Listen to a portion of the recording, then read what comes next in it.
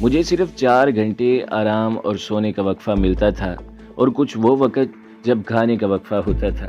میری خوراک بتدریج بڑھائی گئی تھی۔ جوں جوں میں پک کر رہا تھا، میرے اندر کا درندہ جوان ہوتا چلا گیا۔ جب میں پہاڑی بکرے کی سالم ادپکی ران دانتوں سے ادھیڑتا تو مجھے کبھی تعجب نہ ہوتا کہ ڈائننگ ٹیبل پر بیٹھ کر کھانے والا مہذب شہباز احمد درندوں کی طرح کیوں کھانے لگا ہے۔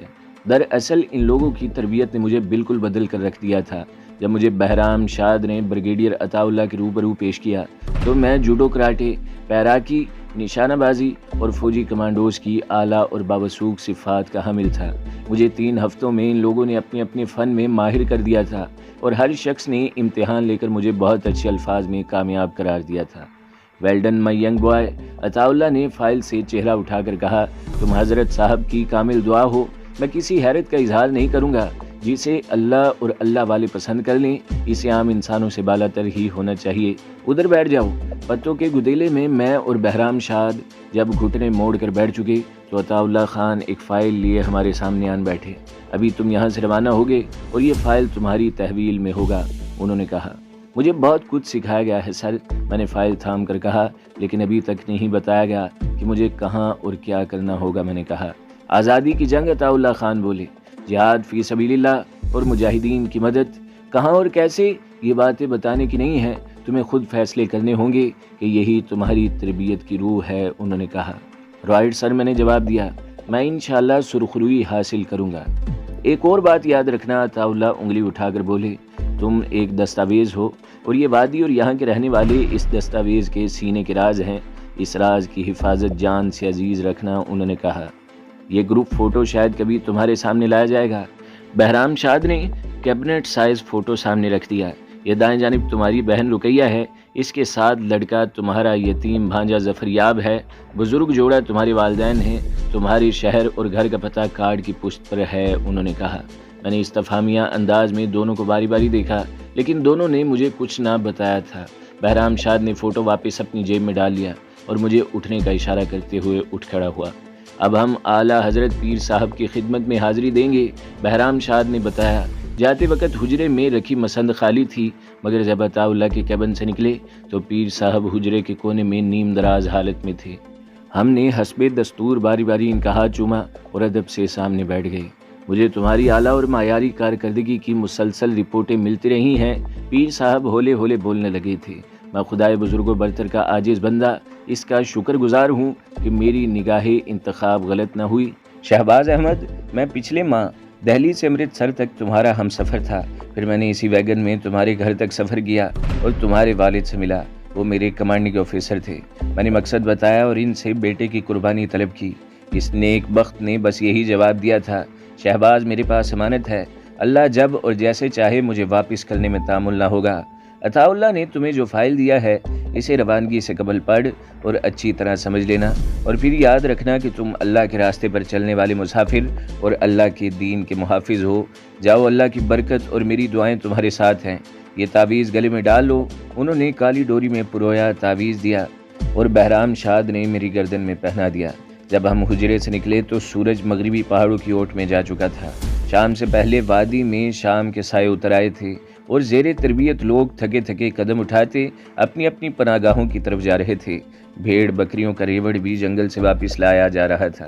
روانگی کا وقت رات 10 بجے بتا کر بہرام شاد نے مجھے فائل کے مطالعے کا مشورہ دیا اور کہیں چلا گیا تھا۔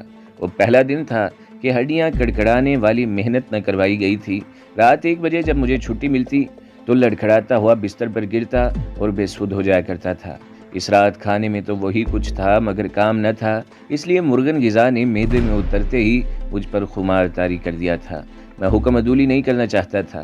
میں نے سوچا تھا کہ صرف 10 منٹ ریلیکس کروں گا اور پھر چراغ کی روشنی میں فائل کا مطالعہ شروع کر دوں گا، مگر نیند جو سولی پر بھی بندے کو گھیر لیتی ہے، بستر پر مجھے کیوں معاف کر دی۔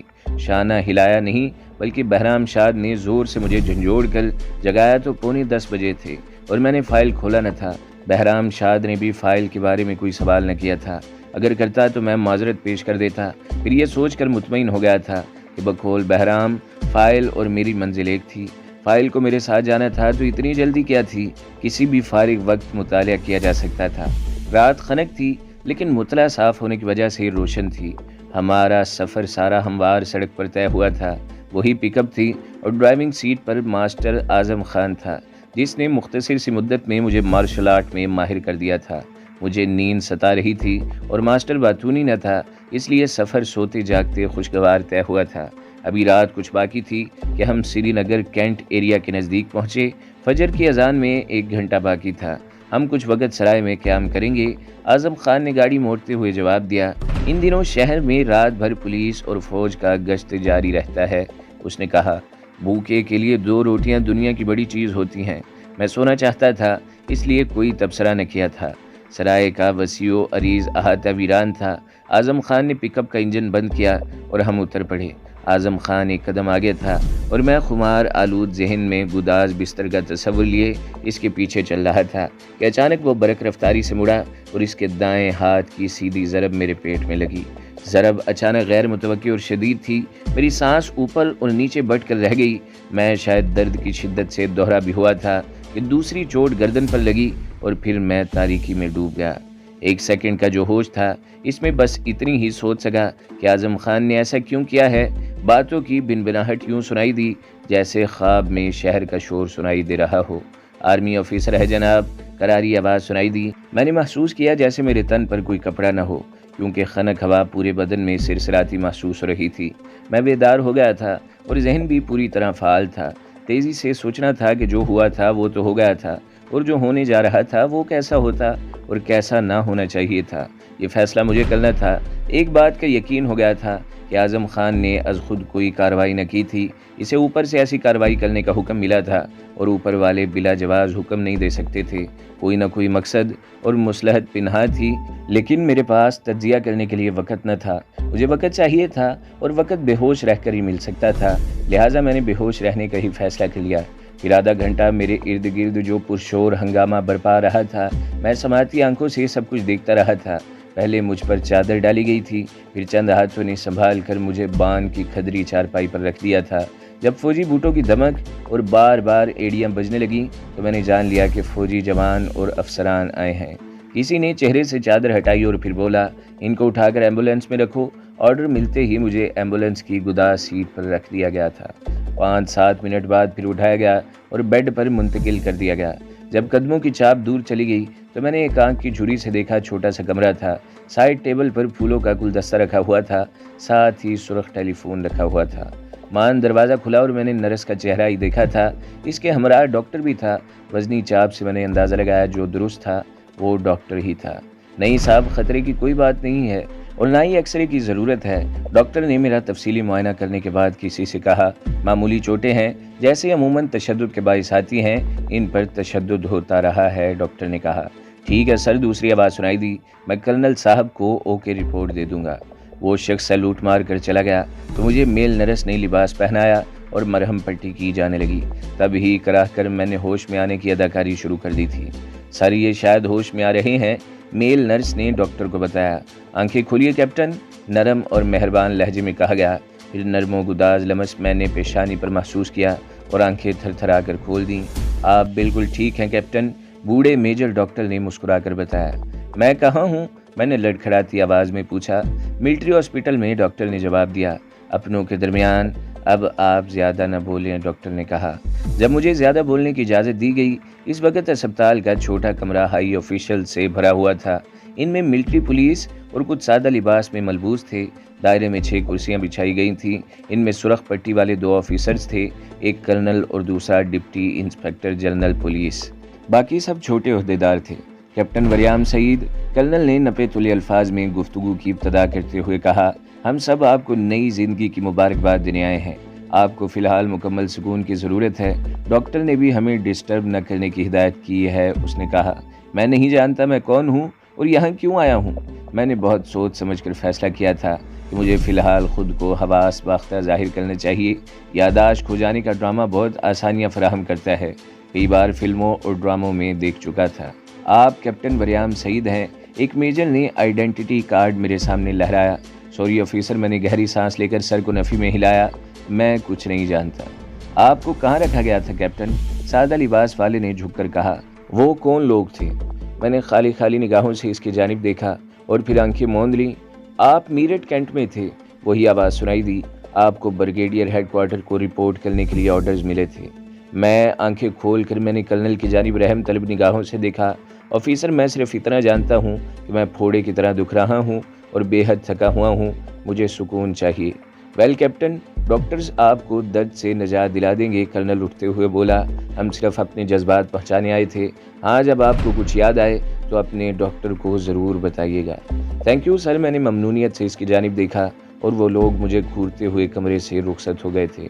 اب میرے لیے پلان کوئی معمہ نہ رہا تھا۔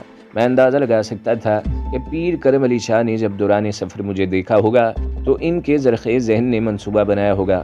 میری شکل کسی کیپٹن وریام سعید سے ملتی تھی۔ چونکہ میں نے کبھی وریام سعید کو نہیں دیکھا تھا، اس لیے یہ کہنا مشکل ہے کہ مجھ میں اور اس میں مماثلت کتنی تھی، لیکن عطا اللہ خان اور پیر صاحب جیسے تجربے کار لوگوں نے کسی یقین پر ہی اتنے بڑے پلان کی عمارت اٹھائی ہوگی۔ پھر آرمی، پولیس اور خفیہ اداروں کے بڑوں نے بھی مجھے وریام سعید ہی تسلیم کیا تھا۔ ایک بات جو میرے سمجھ کے خانے میں فٹ نہیں بیٹھی تھی کہ بلی کی طرح سارے داؤ سکھلا کر آخر مجھ سے یہ بات کیوں چھپائی گئی تھی کہ مجھے کسی کیپٹن وریام کا کردار ادا کرنا ہے۔ شاید فائل میں کوئی ایسی بات ہوتی جسے وہ لوگ بتانا چاہتے تھے، لیکن میری بے پرواہی تھی کہ میں نے فائل کا مطالعہ ہی نہ کیا تھا، لہٰذا میں نے ان لوگوں کو اپنی عدالت میں بری کر دیا تھا۔ اب مجھے وقت اور حالات کے مطابق خود ہی فیصلے کرنے اور پلان کو عملی جامہ پہنانا تھا۔ سسٹر، میں نے نرس کو پکارا تو وہ چارٹ میرے سرہانے آویزہ کرتے کرتے مجھ پر جھکائی تھی۔ آج کون سی تاریخ ہے؟ میں نے کہا۔ 3 جون سر، نرس نے کیلنڈر کی طرف اشارہ کیا اور میں سیٹی بجا کر خاموش ہو گیا تو نرس گھوم کر میرے سامنے سٹول پر بیٹھ گئی۔ آج کا اخبار مل سکتا ہے؟ میں نے کہا۔ انگلش اور اردو سر، اس نے کہا۔ جو بھی بآسانی مل جائے، میں نے مسکرا کر کہا تو اس نے ریسیور اٹھا کر کوئی نمبر ڈائل کیا۔ Duty room? او سر، آپ ہیں؟ میں عطیہ ہوں sir, officers ward room number 9۔ Patient کے لیے اخبار چاہیے سر، اس نے کہا۔ تھینک یو سسٹر عطیہ، میں نے آنکھوں کی لو بڑھاتے ہوئے کہا۔ آپ کو شاید کچھ زیادہ پریشان کر رہا ہوں۔ او نو سر، وہ بجھ سی گئی۔ ایسی کوئی بات نہیں کیپٹن، آپ کئی حوالوں سے میرے لیے محترم و عزیز ہیں۔ میں شاید اپنا ماضی گم کر بیٹھا ہوں سسٹر، میں نے کہا۔ چوٹ کی وجہ سے سر؟ وہ مجھے تسلی دینے لگی۔ بالکل عارضی ہے، آپ کل جب پوری نیند لے کر بیدار ہوں گے تو بالکل نارمل ہوں گے، اس نے کہا۔ اگر نارمل نہ ہوا تو پھر کیا ہوگا؟ میں نے دکھ بھرے لہجے میں کہا۔ کیا مجھے اسپتال سے فارغ کر دیا جائے گا؟ میں نے کہا۔ نو نیور سر، عطیہ نے تڑپ کر جواب دیا۔ آپ کا ٹریٹمنٹ کریں گے، ہمارے پاس ایسے ڈاکٹر ہیں جو آپ کے ساتھ ساتھ ماضی میں جائیں گے اور آپ کا ماضی تلاش کریں گے۔ ایک میل نرس آیا اور انڈیا ٹائمز دے کر خاموشی سے واپس چلا گیا۔ میں نے سرخیوں پر سرسری نگاہ ڈالی اور اداریے کا صفحہ کھول لیا۔ اخبار نے حکومت ہند کو سلگتی آگ کا بروقت تدارک کرنے کا مشورہ دیتے ہوئے لکھا تھا کہ حکومت اور پالیسی ساز اداروں کو یہ بات فراموش نہیں کرنی چاہیے کہ نہ تو کسی غیر مطمئن طبقے کو اور نہ ہی اقوام عالم کو کاغذی پالیسیوں اور اخباری بیانوں سے مطمئن کیا جا سکتا ہے۔ حکومت کو دنیا کی تیزی سے بدلتے حالات کا سنجیدگی سے اثر نو جائزہ لینا ہوگا۔ آزادی کی لہر جب سوویت یونین جیسی مضبوط اور نظریاتی حکومت کو ہلا کر رکھ سکتی ہے تو حکومت ہند کے ایوانوں میں بھی دراڑیں ڈال سکتی ہے۔ اس لہر کو اگر روکنا ہے تو غیر مطمئن طبقے کو عملی طور پر مطمئن کر لینا چاہیے۔ صرف اٹوٹ انگ کی رٹیں زیادہ دیر طوفان کا راستہ نہ روک سکے گی۔ ایک خبر میں بتایا گیا تھا کہ حکومت ہند نے پاکستان پر الزام لگایا ہے کہ وہ آزادی کی عملی حمایت کر کے ایک طرف شملہ معاہدے کی خلاف ورزی کر رہے ہیں تو دوسری طرف بھارت کے داخلی معاملات میں دخل دے رہے ہیں۔ دوسری خبر یہ تھی کہ سیکورٹی فورسز ایک شر پسند کے تعاقب میں مسجد میں اس وقت داخل ہو گئی جب مغرب کی نماز ادا کی جا رہی تھی۔ وادی کے ممتاز علماء نے حکومت جموں و کشمیر اور بھارت سرکار سے پرزور احتجاج کیا ہے۔ 5ویں صفحے پر ایک تجزیہ نگار پریتم سنگھ چوپڑا نے اپنے مضمون میں عنوان لگایا تھا، آزادی کی دوسری لہر۔ مضمون نگار نے تاریخ اور ماضی کے واقعات کی روشنی میں لکھا تھا، یہ سن 89 ہے اور آج سے کئی برس قبل 1953 میں بھی آزادی کی ایک ایسی ہی لہر اٹھی تھی جس نے آن جہانی پنڈت نہرو کے دست راست اور دوست شیخ عبداللہ کے ذہن کی چولیں ہلا کر رکھ دی تھی۔ شیخ صاحب تب دوستی، مروت اور ذاتی مفادات کو بھول کر عوام کی زبان بولنے لگے تھے، جس سے بھارتی نیتا بری طرح چونکے تھے۔ شیخ عبداللہ نے بالکل غیر متوقع طور پر بیانات دینے شروع کر دیے تھے کہ مسئلہ کشمیر کو پاکستان، بھارت اور کشمیری عوام کی خواہشات کے مطابق حل کیا جائے گا۔ یہ پہلا موقع تھا کہ کشمیری لیڈر نے پاکستان کا حق اور وجود تسلیم کیا تھا۔ ان کے مطالبے سے خود مختار کشمیر کی بو پوری دنیا میں محسوس کی جانے لگی تھی۔ شیخ صاحب نے واضح الفاظ میں پاکستان کو ایک فریق قرار دیا تھا، بلکہ اس مقصد کے لیے انہوں نے باقاعدہ مہم بھی شروع کر دی تھی۔ اس غیر متوقع کروٹ نے پنڈت نہرو کو سخت مضطرب اور ہراساں کر دیا تھا۔ پنڈت نہرو نے اپنے دوست شیخ عبداللہ کو کئی خطوط لکھے، مگر شیخ صاحب نے کسی خط کا جواب نہ دیا تھا۔ تب عید کے موقع پر پنڈت نہرو نے مولانا عبدالکلام آزاد کو اس امید پر سری نگر بھیجا کہ شاید مولانا اپنے ہم مذہب کشمیری لیڈر کو معقول طرز عمل اختیار کرنے پر آمادہ کر لیں گے۔ لیکن سری نگر کے وسیع گراؤنڈ میں مسلمانوں سے جب شیخ عبداللہ نے خطاب کیا تو وہ بھارت اور بھارتی پالیسیوں کے خلاف کھل کر بولے۔ مولانا نے واپس آ کر پنڈت نہرو کو رپورٹ دی کہ شیخ عبداللہ خود مختاری اور مکمل آزادی کے سوا کسی معاہدے پر راضی ہوتا دکھائی نہیں دیتا۔ تب پنڈت جی نے ڈی پی دہر کے پاس کابینہ کے رکن رفیع الدین قدوائی کو بھیجا۔ قدوائی سے دہر نے کہا، کشمیر ایک سرحدی ریاست ہے، اس کو کسی جذباتی شخص کے رحم و کرم پر نہیں چھوڑا جا سکتا۔ اب وقت آ گیا ہے کہ پنڈت جی کو دوست یا کشمیر ایک کو چھوڑنا ہوگا۔ قدوائی چونکہ مسلمان تھا، اس لیے اس الزام تھا کہ وہ شیخ صاحب کو دام میں لے آئے گا، مگر شیخ صاحب نے اس کا دام اٹھا کر اسی پر پھینک دیا تھا اور کہا تھا، تم نے جو ذمہ داری قبول کی ہے اس کا نہ صرف تمہیں کوئی فائدہ نہیں ہوگا بلکہ مسلمانوں میں تمہارا نام نفرت کی علامت بن جائے گا۔ اس جواب کے باوجود قدوائی ملاقات پر اصرار کرتے رہے، مگر شیخ عبداللہ نے دو ٹوک الفاظ میں ملاقات سے انکار کر دیا تھا۔ اسی اثناء میں دہر کا خط قدوائی کو ملا، جس میں ڈی پی دہر نے لکھا تھا کہ کشمیر کے حالات دن بدن خطرناک ہوتے جا رہے ہیں، اگر شیخ عبداللہ کے قدم نہ روکے گئے تو ایک طوفان کشمیر کو ہمیشہ کے لیے ہماری دسترس سے دور کر دے گا۔ جب حالات کی بگڑتی صورت نے پنڈت نہرو کو پریشان کر دیا تو انہوں نے جنرل بی ایم کھرل کو غیر رسمی دورے پر کشمیر بھیجا۔ جنرل کھرل کو بھی جب شیخ صاحب نے کھرا جواب دیا تو جنرل صاحب ان کے مخالف دھڑے سے ملے۔ پوری رات پوراج کرن سنگھ، بخشی غلام محمد، ڈی پی دہر اور کھرل سر جوڑ کر اس مسئلے کا حل تلاش کرتے رہے۔ فیصلہ یہ ہوا کہ جنرل فوراً دہلی جا کر وزیر اعظم کو رپورٹ دیں گے اور سفارش کریں کہ شیخ عبداللہ کو باغی قرار دے کر گرفتار کر لیا جائے، مگر جنرل کی رپورٹ پڑھ کر منجے ہوئے سیاستدان نے صاف انکار کرتے ہوئے کہا تھا، میں شیخ عبداللہ کو گرفتار اور معزول کرنے کے حق میں نہیں ہوں، میں اقوام عالم کو اس کارروائی کا کیا جواز دوں گا۔ نہرو گرفتاری کے خلاف تھے اور شیخ عبداللہ کے سیاسی حریف بخشی غلام محمد، پوراج اور ڈی پی دہر شیخ عبداللہ کی آزادی کو قومی مفاد کے منافی خیال کرتے تھے۔ اس طرح ایک رات غالباً 8 اگست کو وزیر اعظم انڈیا کو بتائے بغیر کرن سنگھ کے حکم پر شیخ عبداللہ کو گرفتار کر لیا گیا اور ان کی جگہ بخشی غلام محمد کو کشمیر کا نیا وزیر اعظم بنا دیا گیا۔ تو دوستو، اگلی قسط سننے کے لیے ہمارے چینل کو ضرور سبسکرائب کریں، ویڈیو کو لائک کریں اور بیل کے آئیکن پر بھی کلک کر دیں تاکہ ہر جو آنے والی ویڈیوز ہیں وہ آپ کو سب سے پہلے ملتی رہیں۔